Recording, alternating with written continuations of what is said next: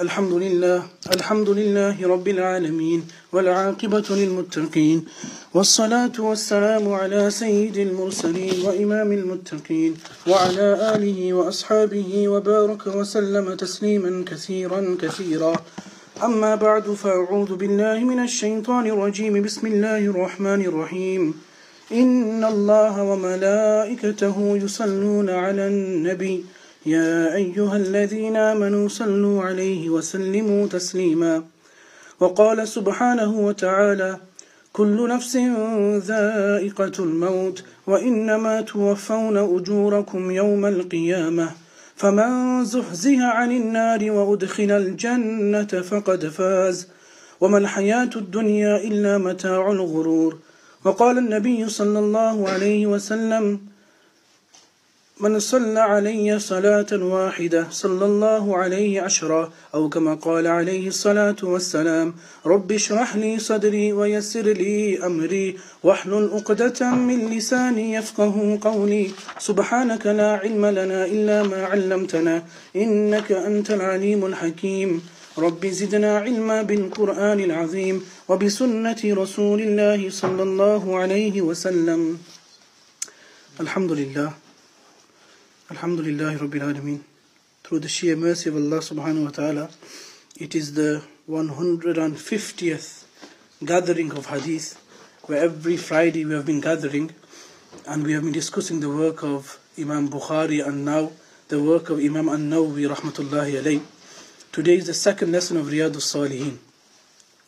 Before starting, as many of you have been hearing for the last week or so, so many deaths have been happening that we know of. So many people that we ourselves personally know of, we know that they have been passing away. For example, our dear friend Abdul Karim, his father passed away.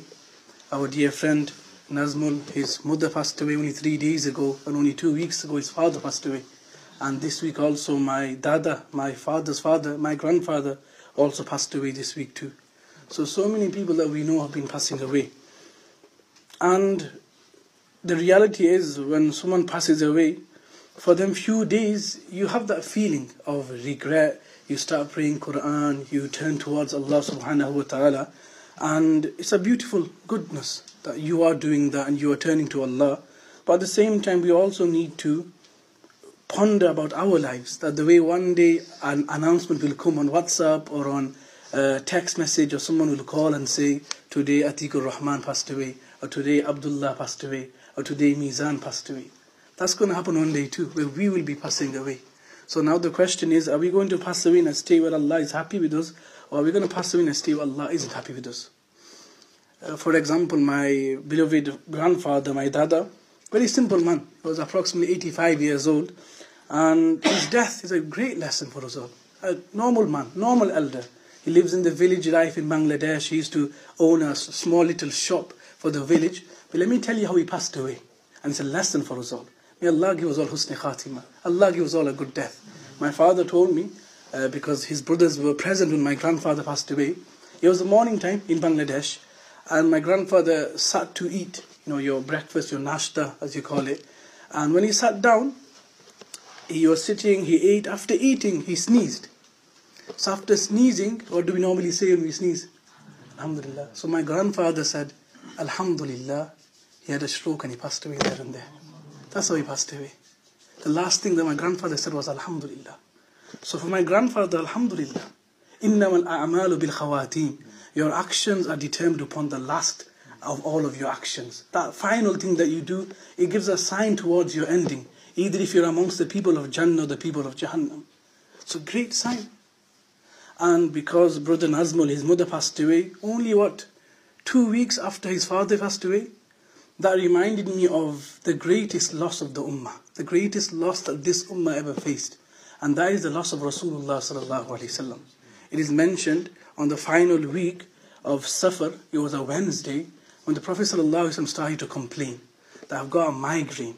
That Rasulullah sallallahu alaihi wasallam felt very feverish. And after complaining, he was in the house of his beloved wife Salama, and then went to Habiba. And Rasulullah sallallahu alaihi wasallam, in this state, he would say to his wives and those around him that when is the turn of Aisha? When will I go to Aisha's house? So when he said this, all of the wives of the Prophet ﷺ understood that Rasulullah wants to spend time in the house of Aisha radiallahu ta'ala anha, which was joined to the masjid, the house of Allah, Medina Munawwara, the house of Allah, Medina Masjid. So the wives of the Prophet ﷺ accepted, and they said that Rasulullah ﷺ can go to the house of Aisha radiallahu ta'ala anha. And Rasulullah ﷺ in this state, he was in the house of Aisha radiallahu ta'ala anha. His illness and his fever started to increase. So much so it is mentioned in a hadith of Sahih Bukhari, his beloved daughter Fatima radiallahu ta'ala anha, she came to visit the Prophet sallallahu alaihi wasallam. So on seeing the Prophet sallallahu alaihi wasallam, her father, she said, Ya Abata, Ya Abata, Ya Abata. Oh my beloved father, oh my beloved father, oh my beloved father. Look at the state that you're in. So much pain on his face. Rasulullah sallallahu alaihi wasallam face, his blessed face is turning red out of the fever. The Messenger sallallahu alaihi wasallam looks so drowsy, he looks very weak. And seeing this, she started to say, oh my father, look at the state that my father is in. Rasulullah sallallahu alaihi wasallam replies to his daughter Fatima radiallahu ta'ala anha, saying that, oh my daughter Fatima, indeed those that are the closest to Allah, they go through the difficulties of all of tests. They go through the most difficult of all of tests. And she said, oh my daughter Fatima, after this your father will never feel pain again. After this moment your father won't feel pain again. This is called sakarat, the agony and the pangs of death, that everyone has to taste. Kullu nafsin dha'iqatul maut. Every single person has to taste death. And upon this, Fatima radiallahu ta'ala anha started to cry. Aisha radiallahu ta'ala anha narrates, I saw the blessed daughter of the Prophet sallallahu alaihi wasallam crying. Then Rasulullah called her closer. And Rasulullah was whispering something into the ears of Fatima radiallahu ta'ala anha. Upon hearing this, Fatima radiallahu ta'ala anha started to cry more. She was crying. Then the Prophet ﷺ called her again close and whispered to her again. This time Fatima radiallahu ta'ala anha started to smile. She started to chuckle and smile. So Aisha radiallahu ta'ala anha, after the demise of the Prophet ﷺ, asks her, oh Fatima, what was that thing that made you cry and thereafter you started to smile and laugh again? So after the demise of the Prophet ﷺ, Fatima radiallahu ta'ala anha said, when my father called me the first time, he said to me that this is the final time that your father will be alive in this world. Because of this illness, your father will be leaving this world. Upon this, I started to cry, because my father, the Prophet of Allah sallallahu alaihi wasallam, is leaving this world. And when he called me again, he said to me, oh Fatima, don't worry. From my family, you will be the first to meet me. And you will be the queen of Jannah from my ummah. And it is mentioned that 6 months after the demise of the Prophet ﷺ, the first from the family of the Prophet ﷺ to pass away was Fatima radiallahu ta'ala anha. When the Prophet ﷺ was in his final stages, Rasulullah ﷺ, Aisha radiallahu ta'ala understood the actions and the gestures of Rasulullah ﷺ. He gestured that I want to do miswak. It is mentioned in a hadith that before salah we should do miswak. Why? Because you will be conversing with Allah subhanahu wa ta'ala. So why did Rasulullah ask for miswak? Because now Rasulullah is going to meet Allah subhanahu wa ta'ala. So he wanted to clean his teeth and be in a state where Allah is happy. So Aisha radiallahu ta'ala and his brother Abdul Rahman ibn Abu Bakr radiallahu ta'ala anhu, he came with the miswak, and Rasulullah sallallahu alaihi wasallam was presented with the miswak, but he gestured towards Aisha that the miswak is still too hard and stiff. So Aisha says, Ya Rasulullah, do you want me to soften the miswak for you? Rasulullah gestured, yes, soften it for me. So now Aisha started to soften it, and then she placed it into the mouth of Rasulullah sallallahu alaihi wasallam. She very beautifully says that indeed I am a very blessed individual. The last thing that entered the stomach of Rasulullah sallallahu alaihi wasallam is my saliva mixed with the saliva of Rasulullah sallallahu alaihi wasallam. And then Rasulullah sallallahu alaihi wasallam, after he did miswak, the Messenger of Allah started to put his shahada finger up. And then he said, Allahumma rafiq al-a'la, Allahumma rafiq al-a'la. Oh Allah, I want to be joined with the best of companions. I want to be joined with the best of companions. The Messenger of Allah started to look up, and he left the face of this earth.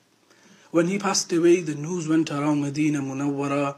The family of Rasulullah, Ali radiallahu ta'ala and Abbas, they started to spread this message that the Messenger of Allah has passed away.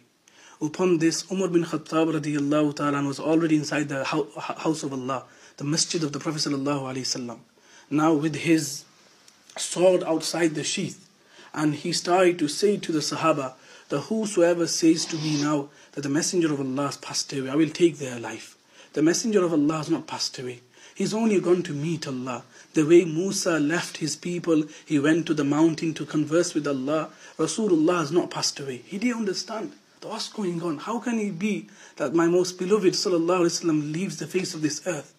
All of the Sahaba around him, confused. Uthman radiallahu ta'ala sat in the masjid, cross-legged, head down, not talking to anyone, not doing anything. And Abu Bakr, because on that final Monday morning, when the Prophet ﷺ left the face of this earth, Abu Bakr, after leading the Fajr Salah, he went out to the outskirts of Medina for some business and to attend to some work. When the news came to him that the Messenger of Allah has left this world, he hurried back inside the room of Aisha radiallahu ta'ala anha, and he saw the Rasulullah sallallahu alayhi wasallam, and all of the wives were around Rasulullah sallallahu alayhi wasallam, all of them crying. It comes in the hadith of Sahih Bukhari, all of them were covered except for his daughter Aisha radiallahu ta'ala anha. And because that is his daughter and that is her father, they were all crying profusely.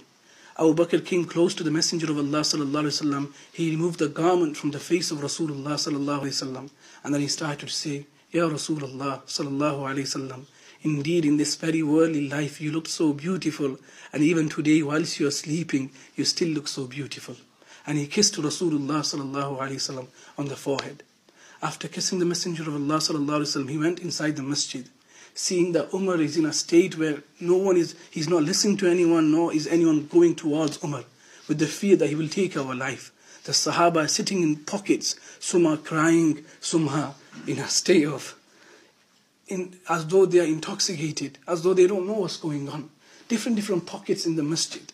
Because what's happened? The Messenger of Allah has passed away. How can he be? How can he be? Now Abu Bakr radiallahu ta'ala anhu, he comes to the minbar of the Prophet sallallahu alayhi wasallam, and he gives the most amazing speech that anyone can give. And he says that, Ya mu'mineen, that O you believers, O you that believe in Allah subhanahu wa ta'ala, he said that no, that Muhammad, قَدْ مَاتَ مُحَمَّدٌ sallallahu alayhi wasallam, that Muhammad sallallahu alayhi wasallam has passed away. And he said to Umar, Umar, ijlis, sit down. Umar, without any hesitation, sat down. Then Abu Bakr continued to say that those of you that worship Allah, know that Allah is forever living, Allah is eternal, Allah will never die. And then Abu Bakr started to recite the verses of the glorious Quran of Surah Ali Imran, وَمَا مُحَمَّدٌ إِلَّا رَسُولٌ. Muhammad is but a messenger. قَدْ خَلَتْ مِنْ قَبْلِهِ الرُّسُلُ. Before him many prophets have come and they have also left this world. They are only human. They have also tasted death. They had to taste death.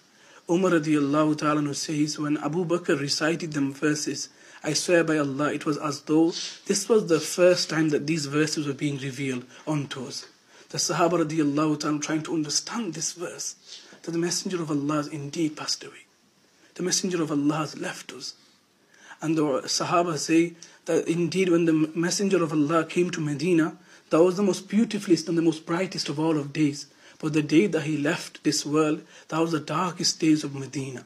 There was no day darker than the day the Prophet ﷺ left the face of this earth. So if there was any pain, any sort of grieving, it was the grievement and the grieving of those companions of the Prophet ﷺ that had to lose Rasulullah ﷺ. And me and you, when we lose our family members, it hurts. Because our mother, our father, Ya Allah, what a feeling. But keep this in mind, that when you are going through these difficult times, try to imagine that those who said to the Messenger of Allah, that فِدَاكَ أُمِّي وَأَبِي يَا رَسُولَ اللَّهِ, may my parents be sacrificed for you. You come before everything. They had to lose Rasulullah sallallahu alayhi wasallam. What more pain can be felt than the pain that they felt on losing the Prophet sallallahu alayhi wasallam? So me and you, when we will lose family members, yes, it is human, fitrat and nature, that you will feel a pain. But with that pain, when a tear comes out, turn to Allah. Ask Allah for forgiveness. Ask Allah for their forgiveness to those that have passed away. Think about them times that your parents have favored you. Think about them times that those that you have met, your grandparents, whoever they may be, how they have favored you. and think about the fact that one day I will also have to leave this world. I will also one day have to go back to Allah. Will I go back to Allah in a state where Allah is happy with me, or will I go back to Allah in a state where Allah is not happy with me? That's the task for me and you. It should be the case that when we pass away, someone says, Alhamdulillah, this person passed away in a good state. It should be the case that in our janazah, there are hundreds, 200, thousands of people here just to take part in our janazah, so that Allah forgives us. May Allah make it so that we also prepare for our death. Imam Nawawi rahmatullahi alayhi, inshallah, today will conclude the first chapter of Riyadus Salihin, which is the chapter of Ikhlas, sincerity. There's only 5 ahadith left, inshallah. We will go through them. بسم الله الرحمن الرحيم. وعن أبي هريرة رضي الله تعالى عنه عبد الرحمن بن صخر رضي الله تعالى عنه قال قال رسول الله صلى الله عليه وسلم. Abu Hurairah رضي الله تعالى عنه says, who is Abu Hurairah رضي الله تعالى عنه? Many of you will have heard and will know that Abu Hurairah was a very blessed companion of the Prophet sallallahu alaihi wasallam. Very blessed companion indeed. Abu Hurairah radiallahu ta'ala anhu, what's his name? Abu Hurairah is a title. He has the names. Hafiz ibn Hajar al-Asqalani rahmatullahi alayhi says, before accepting Islam, Abu Hurairah's name was Abdul Shams, the one who worships the sun. Thereafter, his name became Abdullah ibn Sakhr radiallahu ta'ala anhu. His name changed to Abdullah. Some narrations say that his name is Abdullah ibn Umar, but he is better known as Abu Hurairah. Hurairah, Abu means father, Hurairah means kittens. Hurairah comes from the word Hirratun. Hirratun means cat. In Arabic we call it Ism Tasghir. When you change a word, a noun, to become the smaller version of that. So from Hirra, which means a normal cat, it became Hurairah, which means kitten. He became known as Abu Hurairah. Why was this? Once he came into the company of the Prophet ﷺ, wearing a garment with long sleeves. And whilst wearing long sleeves, he was in the company of the Prophet ﷺ, and he was busy playing with his sleeves. So the Messenger of Allah asked Abu Hurairah, Ya Abdul Rahman, Ya Abdullah, what are you doing? What are you doing? And then the Messenger of Allah saw that in his sleeve, there was actually a small kitten. And he was playing with that kitten. Because he was playing with that kitten, the Messenger of Allah started to say to him, Ya Abu Hurairah, O you the father of kittens. And from that moment on, in the books of hadith, he is only referred to as Abu Hurairah. His title became more famous than his actual name. This is why the ulama have a difference of opinion regarding his name. Because now his name Abu Hurairah was used so much, we don't know what his actual name was. Was it Abdul Rahman? Was it Abdullah ibn Qais? Or was it Abdullah ibn Umar? Because of the fact that Abu Hurairah became very famous. Abu Hurairah radiallahu ta'ala anhu is a very, very famous companion. He accepted Islam in the 7th year of Hijri. He passed away at the age of 78 in Medina Munawwara. And that was in 57 after Hijri. Why is he a very famous companion? Because Abu Hurairah radiallahu ta'ala anhu is that companion who is known as Amirul Mu'mineen fil Hadith, the leader of the believers in the field of Hadith. He narrated the most ahadith from all of the companions of the Prophet sallallahu alaihi wasallam. How many ahadith? 5,374 ahadith are narrated from Abu Hurairah radiyallahu ta'ala anhu. 5,374. Abu Hurairah, from amongst his stories, a very beautiful story in Sahih Bukhari is, Abu Hurairah radiyallahu ta'ala anhu one day was very hungry. And he used to be amongst those companions who were known as Ashab-e Suffa. Those companions who had no home, the poor companions who were the students of the Prophet ﷺ, the actual students of the Prophet ﷺ. They had no family, they had no children, they had no wife. They used to stay inside the masjid of the Prophet ﷺ. Once Abu Hurairah, he himself narrates this hadith in Sahih Bukhari, that one day I was extremely hungry. And upon this, the Prophet ﷺ, he called me and said to me that Abu Hurairah, go to the house of Abu Talha, who is the stepfather of Anas bin Malik radiyallahu ta'ala anhu, and say to Anas bin Malik that you are hungry and to give you some food. He went to the house of Abu Talha, Hazrat Abu Hurairah, and Abu Hurairah was offered a glass of milk, just one glass of milk. So because the instruction of the Prophet ﷺ was that return to me before you drink, before you do anything more. So he came back to the Prophet ﷺ with that glass of milk. The Messenger of Allah said to Abu Hurairah, before you yourself will drink from this milk, feed all of your brothers and all your companions. It is mentioned, Hafiz ibn Hajar says, on that day there was approximately 70 companions who were waiting in the queue inside the masjid of the Prophet sallallahu alaihi wasallam. Abu Huraira in the hadith says that when the Messenger of Allah said this to me, I was thinking that how can it be? I myself am hungry. How can I offer 70 other companions this glass of milk? And not only that, Rasulullah is saying to me, you have to give them the drink first before you yourself will be able to drink from it. So now Abu Huraira says, because it was the instruction of my Rasul sallallahu alayhi wasallam, I started to offer this glass of milk to one companion, then the second, then the 15th, then the 50th, then the 69th, then the 70th. And after the 70th companion had drunk, then he came to me. The Messenger of Allah said, Ya Abu Huraira, ishrab, drink Abu Huraira. Abu Huraira said, I started to drink. I was full. The Messenger of Allah said, Ya Abu Huraira, ishrab, drink Abu Huraira. I continued to drink until he came to the point. I said to the Messenger of Allah, O Messenger of Allah, if I drink any more, then the milk will come out. I will not be able to keep it in my stomach anymore. Upon this, Abu Huraira stopped drinking and he goes, I looked towards that glass. And I swear by Allah, it was as Abu Talha had given me that glass. Not one drop had decreased from this milk. And then I offered to Rasulullah sallallahu alayhi wasallam. This was a miracle which is mentioned in Sahih Bukhari regarding Abu Hurairah radiyallahu ta'ala anhu. He says that Rasulullah sallallahu alayhi wasallam said, Inna Allah la yanthuru ila ajsamikum wa la ila suwarikum, walakin yanthuru ila qulubikum wa a'malikum. Indeed, Allah subhanahu wa ta'ala, He will not look towards your physical body, nor will He look towards your good looks. Rather, Allah will look towards your hearts and towards your actions. From this we understand a very important point and very obvious point, that the way me and you try so hard with our physical appearance, we try so hard to look good, always keep in mind that in the court of Allah it won't be appearance that will be judged. Rather, what is inside that heart of ours and those actions that we do. Meaning Allah will judge us according to our actions. You could be the most handsome of all of people and the most beautiful of people on the outset. If our inner character is not corrected, if our hearts are rotten and our actions are not good, then we will not have any chance of expecting from the mercy of Allah. We have to work upon our hearts and onto our actions also. The Prophet ﷺ says in a hadith of Sahih Muslim, indeed there is an organ, a flesh of meat inside the human body. If that is corrupted, everything about that human is corrupted. If that is pure, then everything about that human is pure. Allah, listen very carefully. Allah wahiya al-qalb. That is the heart. If the heart is pure, then the whole body is pure. If the heart is corrupted, then everything that will come from that body will be corrupted. So may Allah make it so that we work on our hearts, so much so that we are deserving of the mercy of Allah subhanahu wa ta'ala.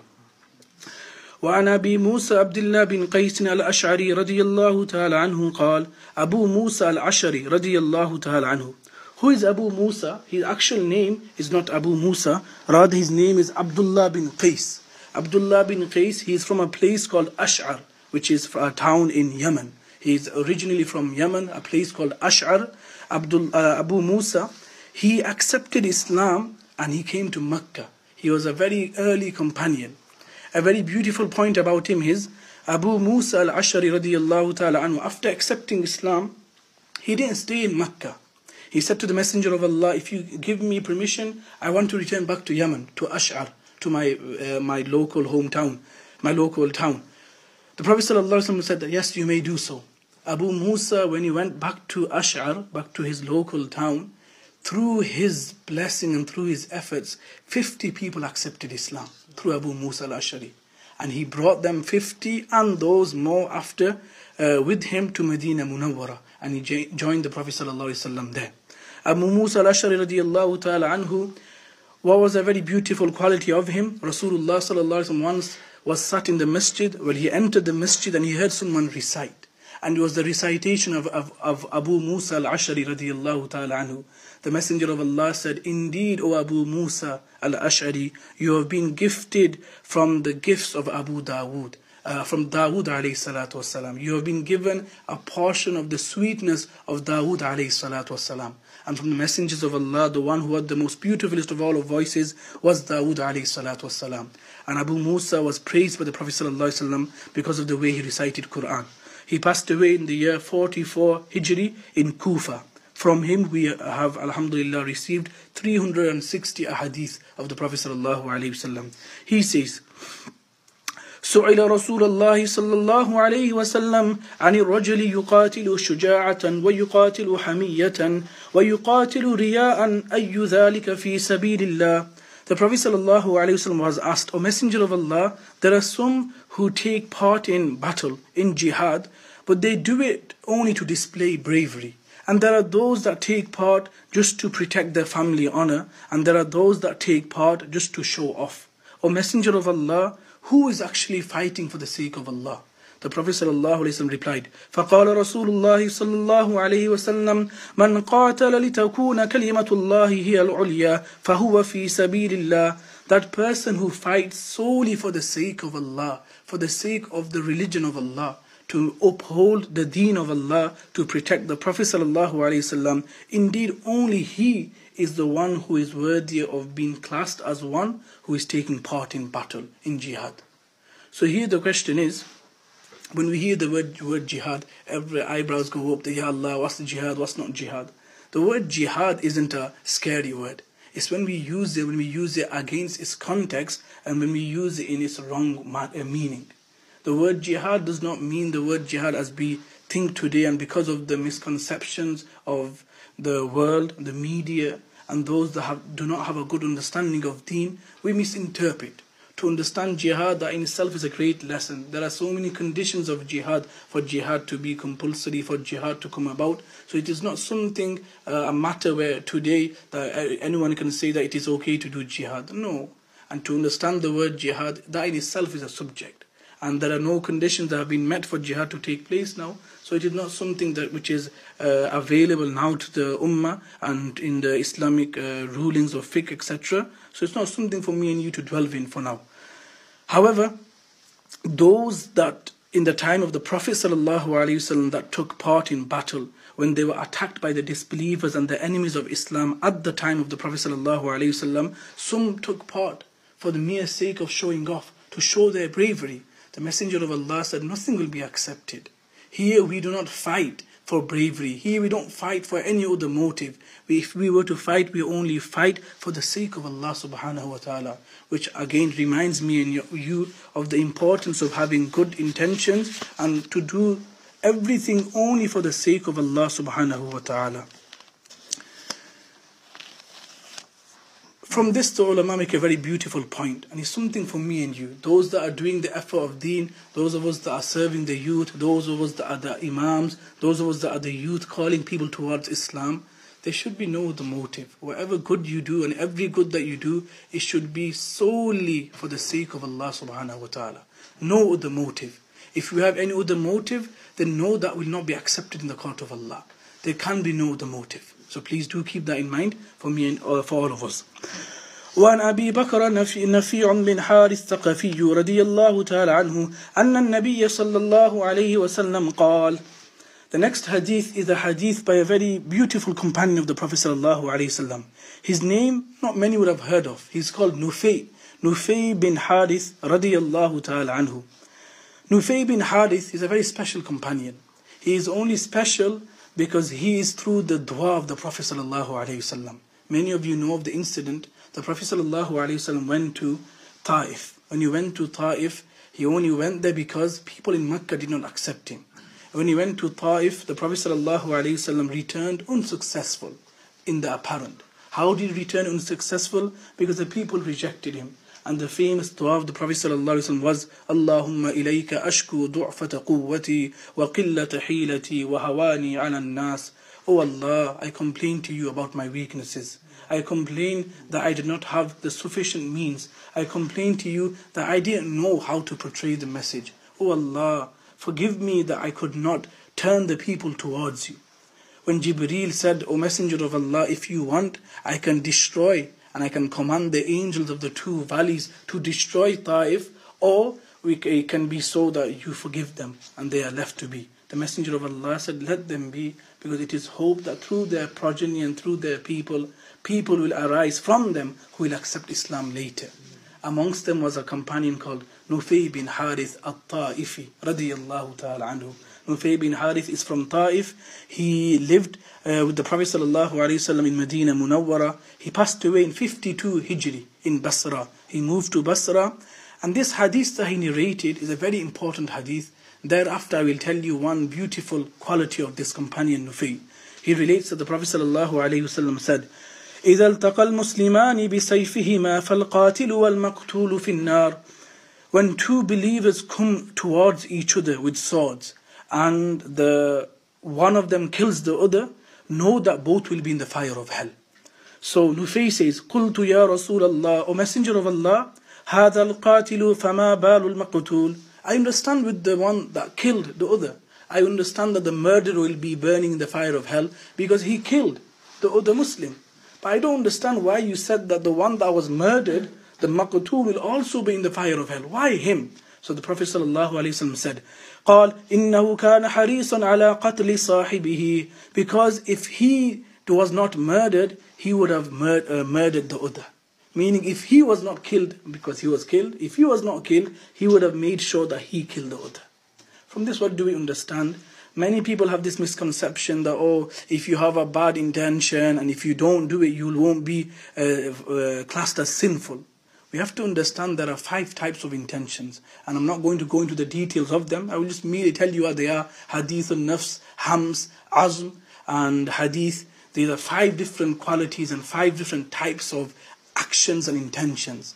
From them, the highest type is called azm. Azm means that no matter what, I will do this thing.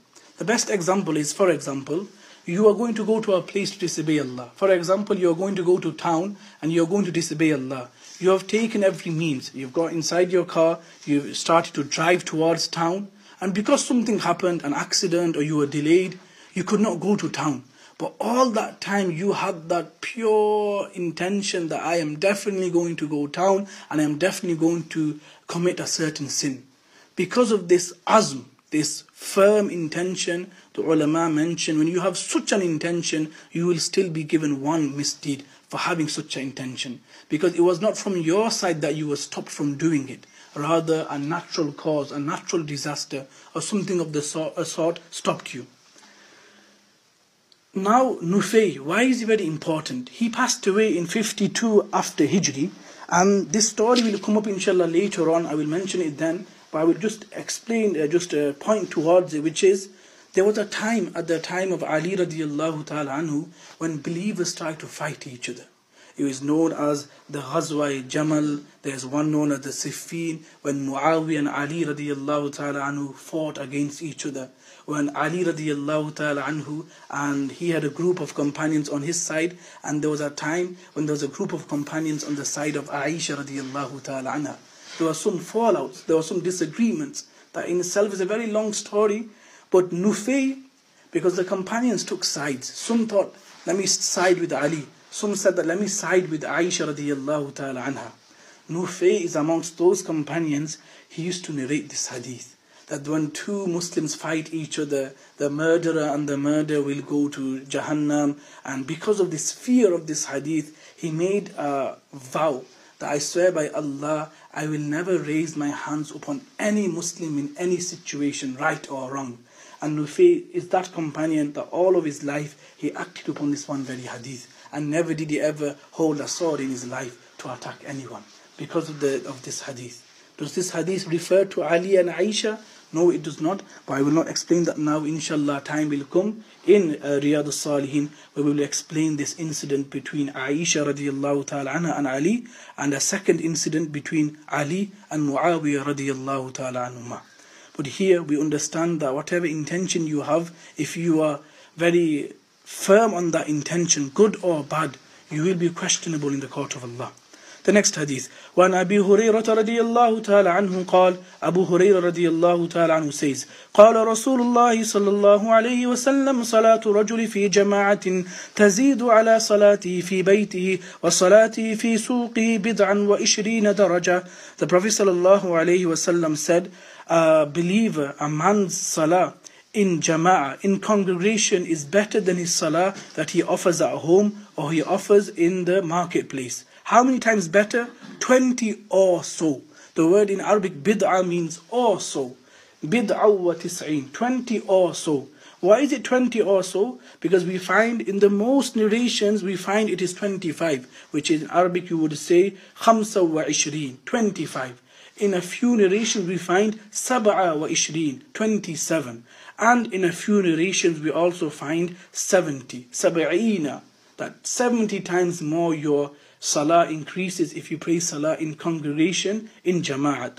وَذَلِكَ أَنَّ أَحَدًا إِذَا تَوَدَّى فَأَحْسَنَ الْوُضُوء. A person who leaves his home with good wudu, he offers wudu properly, ablution properly, ثُمَّ أَتَى الْمَسْجِدَ, and he goes towards the house of Allah. لَا يَنْهَزُهُ إِلَّا الصَّلَاةُ لَا يُرِيدُ إِلَّا الصَّلَاةِ, and his only intention is to offer salah. لَمْ يَخْطُ خُطْوَةً, he does not walk one step, but إِلَّا رُفِعَ لَهُ بِهَا دَرَجَةً, but whilst he walks one step towards the masjid, indeed he receives one reward for every step. وَهُتَّ عَنْهُ بِهَا خَطِيئَةٌ, and every step that he takes whilst receiving one good reward, one sin is taken off his book of deeds. حَتَّى يَدْخُلَ الْمَسْجِدِ, until he enters the masjid. فَإِذَا دَخَلَ الْمَسْجِدَ كَانَ فِي الصَّلَاةِ, when he enters the masjid and he is offering salah, thereafter مَا كَانَتِ الصَّلَاةُ هِيَ تَحْبِسُهُ, then he waits for the next salah. He does not leave the house of Allah straight away, but he waits. For example, in winter time, on weekends when we're not at school, when we're not at college, when we're not working, Asr Salah is at 3 o'clock, Maghrib Salah is 4 o'clock. After praying Asr Salah, what's the point of going home? By the time I go home and come back, it's going to be Maghrib Salah anyway. So he waits in the masjid. What will that person receive? Allah subhanahu wa ta'ala says, and his angels and Rasulullah sallallahu alaihi wasallam say, وَالْمَلَائِكَةُ يُصَلُّونَ عَلَىٰ أَحَدِكُمْ. Then whilst he is in that position, that after offering salah, he still waits in the masjid for the next salah. The angels of Allah, يُصَلُّونَ عَلَىٰ أَحَدِكُمْ, they come and they start to make dua. مَا دَامَ فِي مَجْلِسِهِ الَّذِي صَلَّى فِيهِ يَقُولُونَ, whilst he is still sitting and waiting for that next salah. What do they say? Allahumma arhamhu, O Allah, have mercy upon this servant of yours. Allahumma ighfir lahu, O Allah, forgive this servant of yours. Allahumma tub alayhi, O Allah, also accept his repentance. مَا لَمْ يُؤْذِي فِيهِ مَا لَمْ يُحْدِثْ فِيهِ, as long as he is not hurting anyone, O Allah, accept him. Now the question is, what does it mean by مَا لَمْ يُؤْذِي فِيهِ, as long as he does not hurt anyone? The ulama explain, in the house of Allah, we should keep in mind there are others. There will be those that, for example, if I say in the house of Allah and after Asr Salah, it's 3 o'clock is Jamaat, 4 o'clock is Maghrib Salah, and after Salah I start saying Bismillahir Rahmanir Rahim, and I start reciting the glorious Quran loudly, and someone comes inside the masjid, they've missed the Asr Salah, they're praying Asr Salah by themselves or in a small Jamaat, and me and you are reciting Quran or talking or whatever, even talking about deen, and we're reciting Quran loudly, but it's disturbing another servant of Allah, and that is known as disturbing and giving difficulty to someone. So even at this point, when the angels are making dua for you, the only hindrance is if you are making life harder for the servants of Allah. How much the rights of the people we have to keep in mind. How much we have to keep in mind. Allah make it so we are amongst those people who really do keep in mind the rights of the servants of Allah subhanahu wa ta'ala. وعن عبد الله بن عباس عن عبد المطلب رضي الله تعالى عنهما عن رسول الله صلى الله عليه وسلم فيما يروي عن ربه تبارك وتعالى قال. Subhanallah. Hadith number 11 is not a normal hadith. This hadith is by the companion Abdullah ibn Abbas. Who is Abdullah ibn Abbas? He was born in Mecca, and he was the son of Abbas, who is the uncle of Rasulullah sallallahu alaihi wasallam. Abbas is the brother of Abdullah, who is the father of the Prophet sallallahu alaihi wasallam, and Abbas has a son called Abdullah ibn Abbas, and in short we say Ibn Abbas, the son of Abbas. Who was he? Subhanallah, he was the master of tafsir, Amirul Mu'mineen fi tafsir, the leader of the believers when he came to the commentary of the glorious Quran, the book of Allah. Why? Because Rasulullah sallallahu alaihi wasallam made a dua for him, Allahumma yufaqqihhu fi deen, O Allah, give him the understanding of your religion, wa fil kitab, and your book. It is known that Umar radiyallahu ta'ala anhu, whilst he was the Khalifa of Islam, he used to have the most elite and the most senior of the companions of the Prophet ﷺ as a panel of judges and his advisors. Amongst them, there was a young man. Why is he young? Because at the demise of the Prophet ﷺ, Abdullah ibn Abbas was only, in one narration we find, 13 years old. Hafiz ibn Hajar says, or 15 years old. So he was only 15 years old when the Prophet of Allah left this world. Abu Bakr radiallahu ta'ala was Khalifa for 2 years. So he was approximately 17 years old when he was sitting in the elite group of companions with Umar radiallahu ta'ala. Why? Umar radiallahu ta'ala says, the one that the Messenger of Allah said that he has been gifted with the Quran, how can he not be so that he sits in this gathering amongst the rest of you senior companions? Senior meaning Abdul Rahman ibn Auf, we mean Sa'ad bin Abi Waqqas, Abbas radiallahu ta'ala anhum. He used to sit with them. He passed away in 71 after Hijri in Ta'if, and subhanallah, his janazah salah was led by a tabi'i called Muhammad ibn Hanafiya, rahmatullahi alayhi, in Ta'if. And whilst leading salah, he said to the congregation that indeed today, the Rabbani, the most closest servant of Allah on the face of this earth, has left this world today. On this year 71 after Hijri in Ta'if, Muhammad ibn Hanafiya said this regarding Ibn Abbas. From him, alhamdulillah, we have 1,660 ahadith of the Prophet sallallahu alaihi wasallam. This hadith is not a hadith from the Prophet sallallahu alaihi wasallam, rather, yarwi an rabbi. It is a hadith Qudsi. What is a hadith Qudsi? A hadith Qudsi is that which was inspired to the Prophet sallallahu alaihi wasallam. Thereafter, the Messenger of Allah, in his own words, he gave expression and meaning to the words of Allah subhanahu wa ta'ala. That is why it is not Quran. Quran is the direct words of Allah as Allah revealed, Rasulullah revealed to the people. Hadith Qudsi are those inspirations where Allah inspired him, Allah inspires him, but now to translate it onto his tongue, the Messenger of Allah would use his own words. However, the ulama say, know this much, إِنَّمَا مَا يُوحَى إِلَيْهِ, that whatever the Messenger of Allah said, in reality it was all controlled by Allah subhanahu wa ta'ala. This is a Hadith Qudsi. Hadith Qudsi, Allah subhanahu wa ta'ala says, إِنَّ اللَّهَ تَعَالَى كَتَبَ الْحَسَنَاتِ وَالسَّيِّئَاتِ. Allah subhanahu wa ta'ala has recorded for you your good deeds and your bad deeds. ثُمَّ بَيَّنَ ذَلِكَ. Thereafter Allah subhanahu wa ta'ala has made it clear for you. Allah says, فَمَنْ حَمَّ بِحَسَنَةٍ فَلَمْ يَعْمَلْهَا كَتَبَ اللَّهُ تَبَارَكَ وَتَعَالَى عِنْدَهُ حَسَنَةً كَامِلًا. That person who makes a firm intention to do a good action, but he could not do so for whichever reason, Allah subhanahu wa ta'ala still gives them the reward of one good deed. وَإِنْ حَمَّ بِهَا فَعَمَلِهَا كَتَبَ اللَّهُ عَشَرَ حَسَنَاتٍ إِلَى 700 ضِعْفٍ إِلَى أَضْعَافٍ كَثِيرَةٍ. That person who acts upon and does that one good deed, Allah subhanahu wa ta'ala writes for him minimum 10 rewards, up to 700 rewards, and when Allah wishes, even that can be increased to whatever Allah wishes in accordance to your intentions. The more sincere you are, the more you will be rewarded by Allah. وَإِنْ هَمَّ بِسَيِّئَةٍ. And when a thought of badness comes, فَلَمْ يَعْمَلْهَا. And he brushes away that thought and he doesn't act upon that thought. كَتَبَهَا اللَّهُ عِنْدَهُ حَسَنَةً كَامِلًا. Allah writes for him one good deed because he did not do a bad action. When a bad thought comes, let me do this, and then, forget it. Just by saying forget it, not only will he not get one bad deed written, that he was about to do a bad deed, but one good deed will be written for him. وَإِنْ حَمَّ بِهَا. And if he does that bad action, فَعَمِلَهَا كَتَبَهَا اللَّهُ سَيِّئَةً وَاحِدًا. Then only one bad deed will be written in his book of deeds. This is the mercy of Allah subhanahu wa ta'ala, that when we do bad, Allah ta'ala only accounts for it as one bad deed. But when we do good, minimum 10-fold reward. Minimum 10-fold. This is why those that fast in Ayyamul Bid, the 3 days from every month, the ulama explain, it is as though they are being rewarded for fasting all 30 days of a month. Just by fasting 3 days. Because 3 times 10 is 30. Allah Ta'ala make it so that we act upon this hadith. Final hadith for today, and I want you to listen very, very carefully to this hadith. I know everyone's getting tired and it's been a long day. Make dua for me. Today is the last Friday where I'm in the 40-day etikaf in Darul Umberi.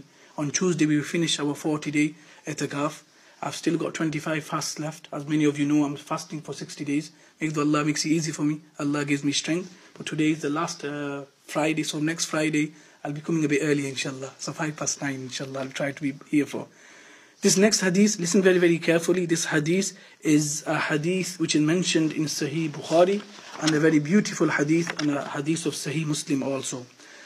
وعن أبي عبد الرحمن عبد الله ابن عمر بن خطاب رضي الله تعالى عنهما. This hadith is mentioned by Abdullah ibn Umar. Who is Abdullah ibn Umar? He is the son of Umar bin Khattab radiyallahu ta'ala anhu.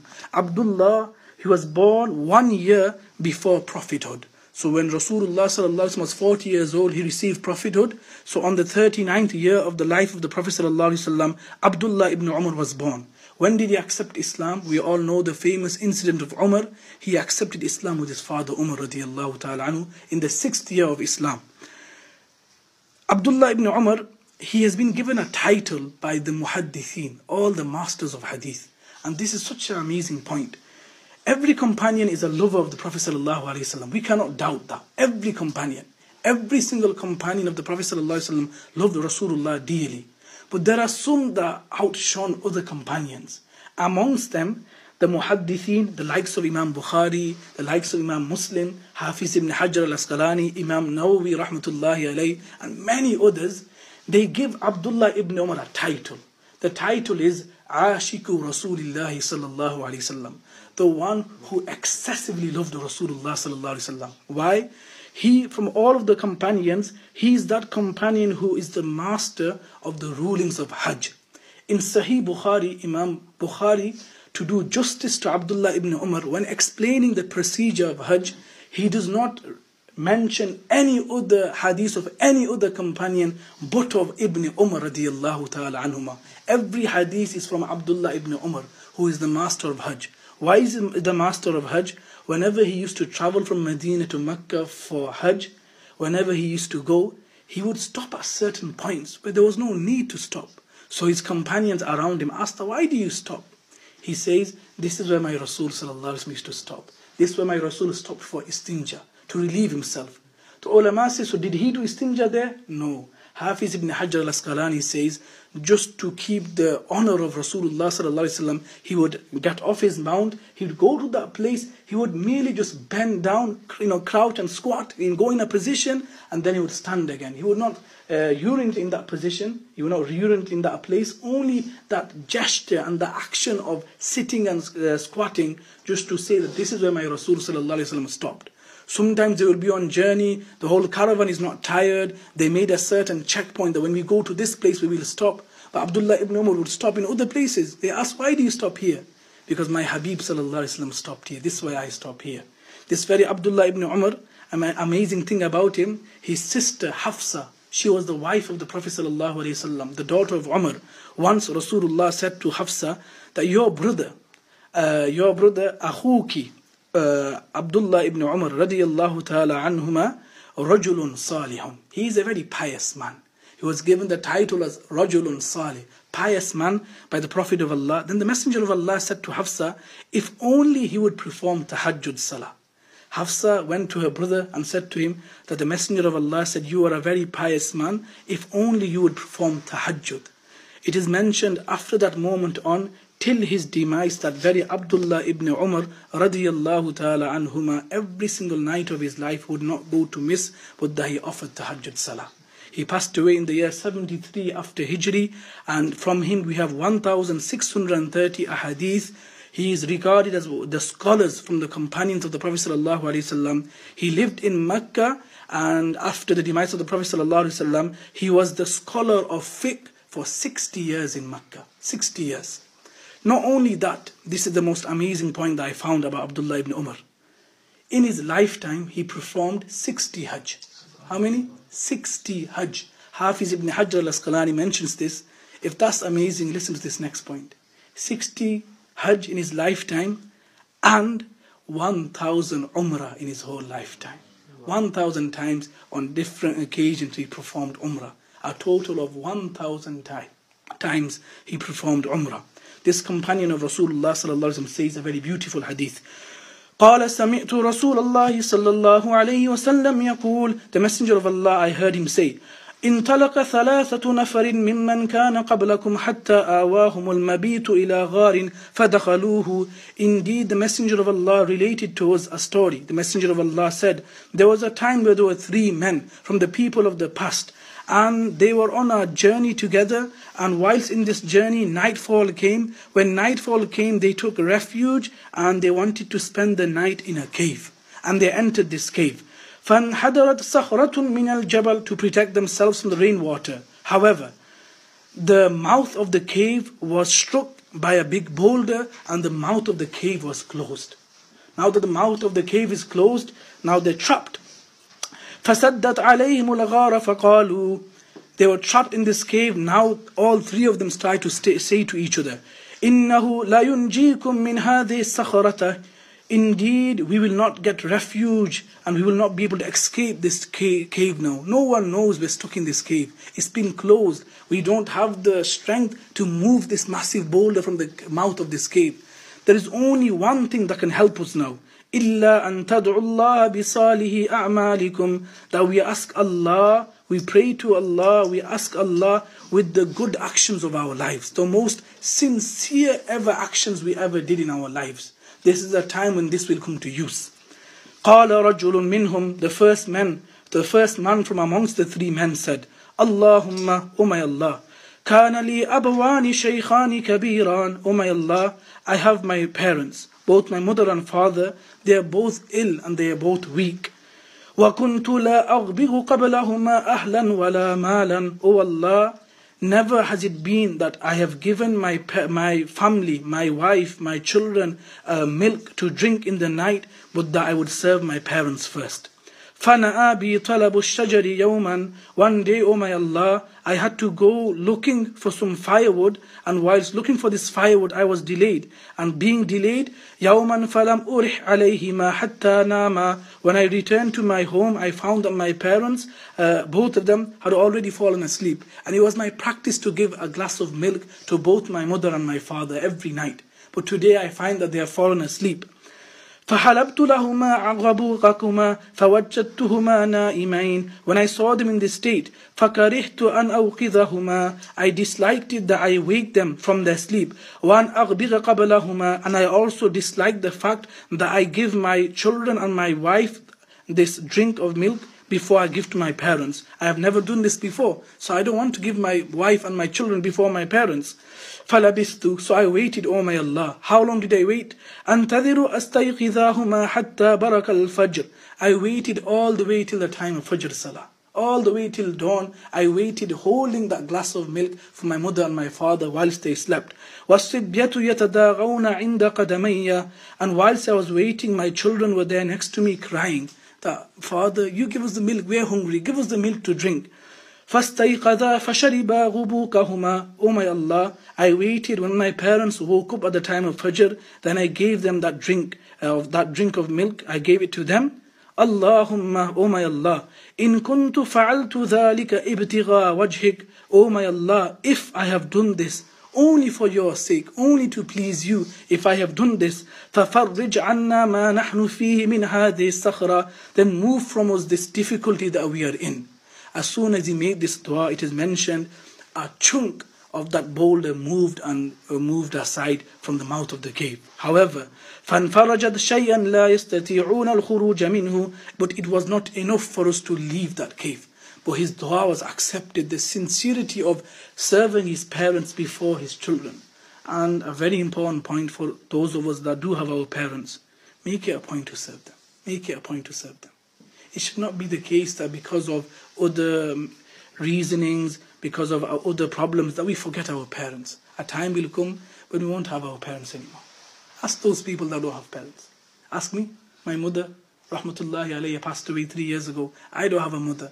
And to this day, it hurts. Ask a brother that has lost both of his parents in the space of 2 to 3 weeks.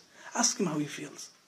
So if this comes to us, then we will only realize then what it means not to have our parents. So whilst we have them, please, make it a point to serve them. Earn Jannah through them. It is mentioned the Prophet ﷺ would cry when he used to think about his mother. He was going from Medina towards Mecca, and when he came to the area where his mother was buried and where she was from, the Messenger of Allah sat down and he started to cry. that I miss my mother. I wish that my mother was alive, that I am offering salah, and my mother says, Ya Muhammad, O Muhammad. And because I am offering optional salah, I break that salah and I reply to my mother. I wish I had the opportunity to have this, that I can reply to my mother. I can move away from my salah and I can respond to the call of my mother. After Allah subhanahu wa ta'ala, those that are deserving of our mercy and of our compassion is our parents. Those that are deserving of us listening to them is our parents. And we should be good to them, because our time will come. If we don't leave the face of this earth first, then our parents will. And if they leave and they leave in a state where they're not happy with us, then that's going to be very difficult for us. It is mentioned, the ulama mentioned, if there is one sin, then not only will you be destroyed in the hereafter, but in this very world, then that is the sin of disobedience to parents. After al-ishraku billah, after prescribing partners to Allah, amongst the kabair is uququl walidain, being disobedient to your parents. And the effect of that a person feels in this world and in the hereafter. However, do keep in mind, that is only in our dunya, in our worldly means. That does not mean that we listen to our parents if they command us against the commands of Allah. Because la ta'ata fil makhluki fi ma'siyatil khaliq. There is no obedience to the servants of Allah in the displeasure and in the disobedience of Allah. Always keep that rule in mind too. It should not be the case that because our parents say to us, that no, a beard doesn't suit you. Or no, hijab doesn't suit you. Don't wear a hijab. That does not mean that we listen to our parents on them occasions. On them occasions, Allah comes before everything and everyone. But in every other case, we should always listen to our parents. The second man said, قال الآخر اللهم إن كانت لي ابنة عم كانت أحب الناس إلي. This second man said, Oh Allah, he is saying this in front of his two companions. Look how sincere these people were. He says, Oh Allah, I had a cousin sister, ibnati ammi, my uncle's daughter. I had a cousin sister, she was the most beloved to me. I loved her dearly. فأردتها على نفسها فامتعنت مني. And I loved her so much so that I wanted her to be mine. And I intended towards her, and I wanted to fulfill my base desires and my evil desires with her. And when I went towards her, she did not accept me. She did not want me. However, حتى ألمت بها سنة من السنين, a time came when this cousin sister of mine became very desperate and in need. She went through a stage and a portion of her life where she was in poverty. She was going through a rough patch. And what did I do, O Allah? فَجَاءَتَنِي فَأَعْتَيْتُهَا عِشْرِينَ وَمِئَةَ دِينَارٍ. I took this as an advantage and I went to her and I offered her 120 golden coins. That I will give you 120 coins, but upon which condition? أَلَا أَن تُخَلِّيَ بَيْنِي وَبَيْنَ نَفْسِهَا, that she allows me to fulfill her desires with her. That she gives her body to me so I may fulfill my desires with her. فَفَعَلَتْ حَتَّى, because she was so in need, what did she do? She accepted my proposal. إِذَا قَدَرْتُ عَلَيْهَا, until the point came that I came so close to her. فَلَمَّا قَعَدْتُ بَيْنَ رِجْلَيْهَا, I came so close to her that now the only thing remains is for me to fulfill the action, that evil action that I wanted to commit with my cousin sister. However, in that very moment she said, اتق الله, fear Allah, please fear Allah. ولا تفض الخاتم إلا بحقه, do not break this right and this purity of mine, but in this sort of way. Do not dishonor me in this sort of way. Do not take away my pride, my honor in this sort of way. فانصرفت عنها, I moved away from her. وهي أحب الناس إلي, and she was the most beloved to me, and that was the best opportunity for me to do my wrong. وَتَرَكْتُ الذَّهَبَ الَّذِي أَعْتَيْتُهَا, not only did I move away from her, I left them 120 coins by her. اللهم إن كنت فعلت ذلك ابتغاء وجهك, oh my Allah, if I did this only for your pleasure, because of your fear, فَافْرُجْ عَنَّا مَا نَحْنُ فِيهِ, then move this difficulty from us which we are in. فانفجرت الصخرة غير أنهم, indeed that boulder moved a bit more. لا يستطيعون الخروج منها, but it was not enough for us to move away from this cave, but a bit of it moved. From this we understand a very, very important point, which is we should always protect the honor of others. We should protect the honor of all our Muslims, Muslim brother, Muslim sister. We should not disobey Allah subhanahu wa ta'ala in sort of way. One of the reasons why we have this time of fitna and this time of difficulty is because many people are disobeying Allah in this regard. Many of us are disobeying Allah in this regard, where we are in haram relationships outside marriage. And sometimes, I'm going to be very honest with you, it's not the fault of the two that are involved. It's not the fault of the boy and the girl, because many times it's our parents that make it difficult. Because they can't go to their parents, they can't speak to their parents, or because there's a clash of culture or a clash of ideas, clash of you're from this area, you're from this gaon, you're from this village, and you're of this caste, and you're of that caste, and you're this and you're that. We have to understand deen comes before everything. There is a hadith of my Prophet ﷺ, the parents will receive a portion of the zina and of the fornication of their children. The ulama explained this is because you are the hindrance from them doing nikah and them being accepted in the sight of Allah. So here I'm not going to advertise that Bismillah, Atikur Rahman is going to do everyone's nikah now, but I'm going to say this much to you. You have to understand that parents should be kept in mind, you should keep them happy, but speak to them. It should not be the case that tomorrow when we are parents, our children are in this problem when they're 18, 19 or 16, 17, 18, 19, and they can't turn to us. Then we will be in a lot of shame. Then we will regret everything that we did in our lives. It should not be the case that our children can't talk to us. We need to become such parents, such siblings, such people in our communities, such imams, such teachers, that our students, our siblings, whoever they may be, they feel easy enough to come and speak to me and you. That they come and they feel comfortable that I can speak to my teacher, I can speak to my mom, I can speak to my dad about this. It should not be the case that we stay in these haram relationships. Allah gives all the tawfiq to stay away from them. Those of us that are involved, may Allah make it so that quickly Allah makes the avenues of nikah possible. There is a very beautiful saying by the scholars of deen, when you make nikah hard upon people, know that zina will become very easy. And when zina becomes very easy, know that you have destroyed this nation. So it is mentioned about Salahuddin Ayyubi, rahmatullahi alayh, the conqueror of Philistine and the conqueror of Masjid al-Aqsa. He says, if there is one way to destroy a nation, then that way is to make zina and fornication a common thing in their people. You will destroy them. A very easy way to destroy them people. Allah make it so that Allah allows us to accept the beauty of Islam and accept the beauty of marriage. Allah makes so those of us that are married, Allah gives barakah in our marriages. Those of us that are struggling in our marriages, keep in mind the rights of your wife, keep in mind the rights of that girl that now you have taken into your care. The ulama mentioned very beautiful points of fiqh, which now is not the time to go into, but please do keep in mind these very important points of the rights of your spouse. Final person says, وقال الثالث اللهم استأجرت أجرا وأعطيتهم أجرهم غير رجل واحد. Oh my Allah, I had servants who did work for me. After they did work, I gave every single one of my servant his due right, and I paid him, except for one. Why? ترك الذي له وذهب.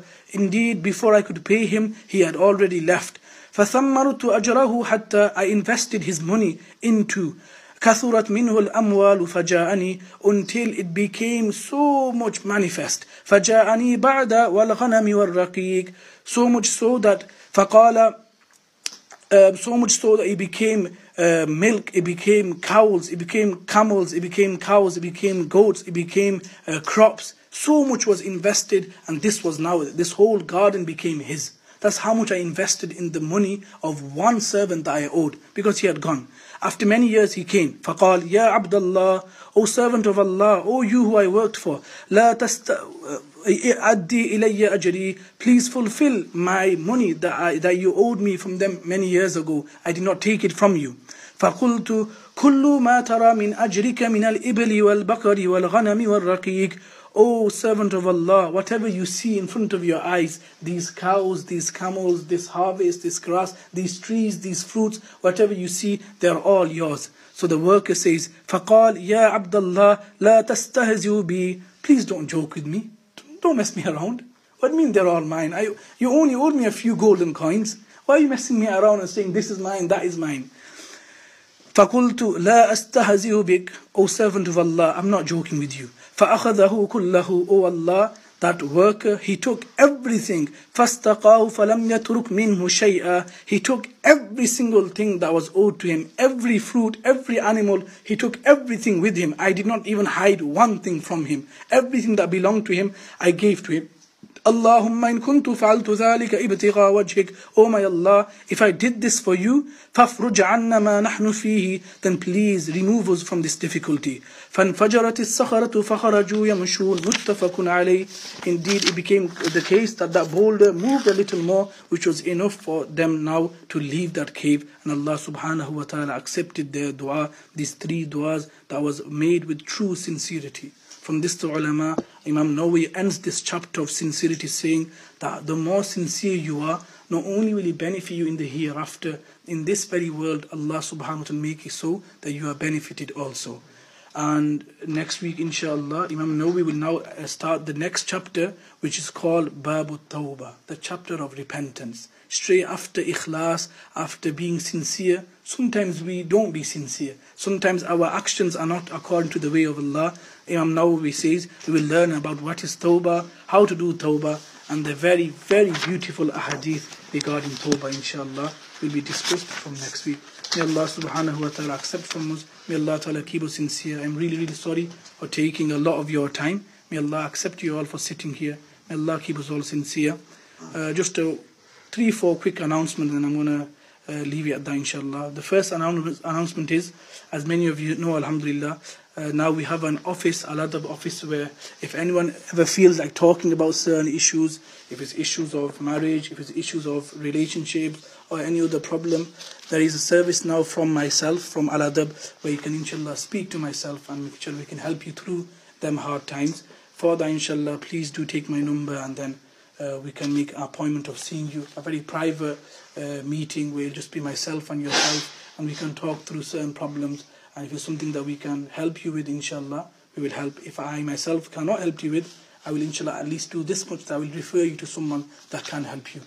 Secondly, as many of you know,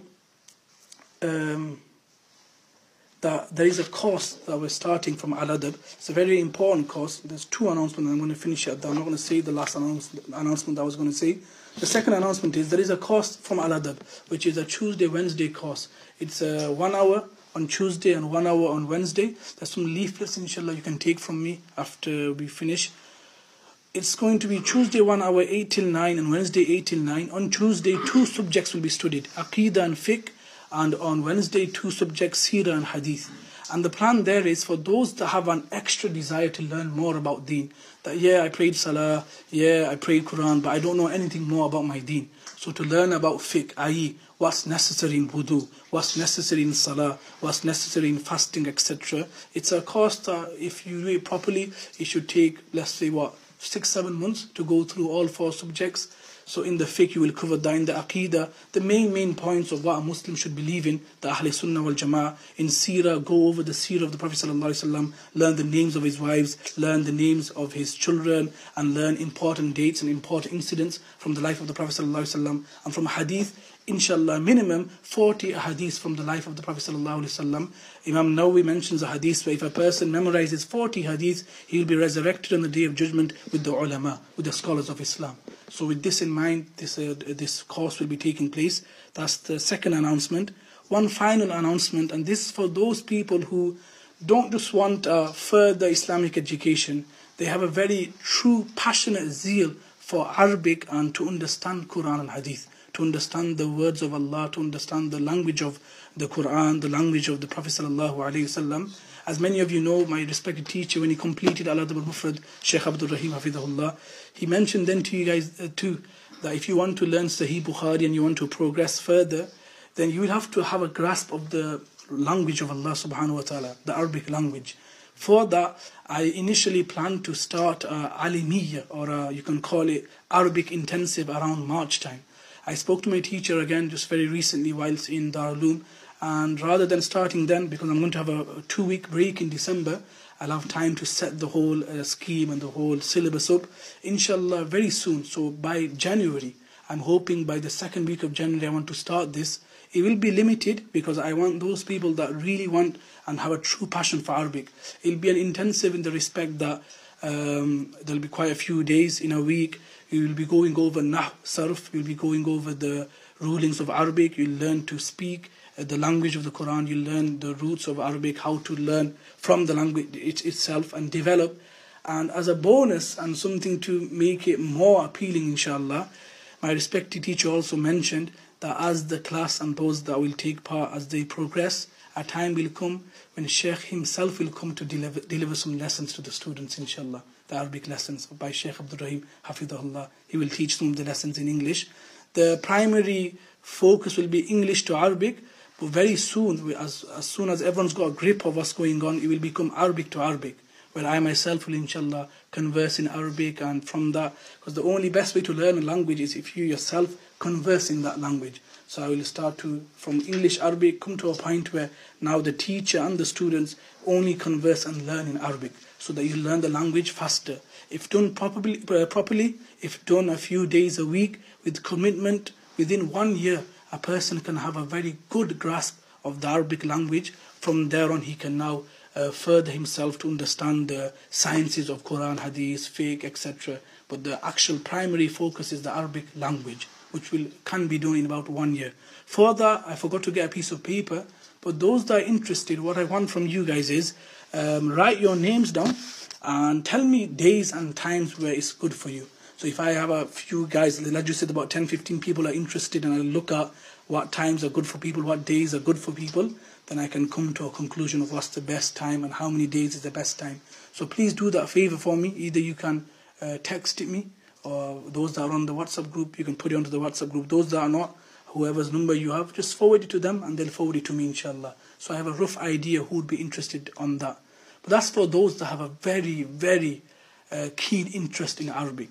And those that just want deen, to understand a better understanding of deen. For you, better is the Tuesday and Wednesday course. So for that, there are some leaflets. There's a number there that you can contact, and you can be given more information about that. May Allah Ta'ala accept. May Allah Ta'ala keep us all sincere, inshallah. So next week, inshallah, forgive me, next week will be, inshallah, 9 o'clock till 10 o'clock.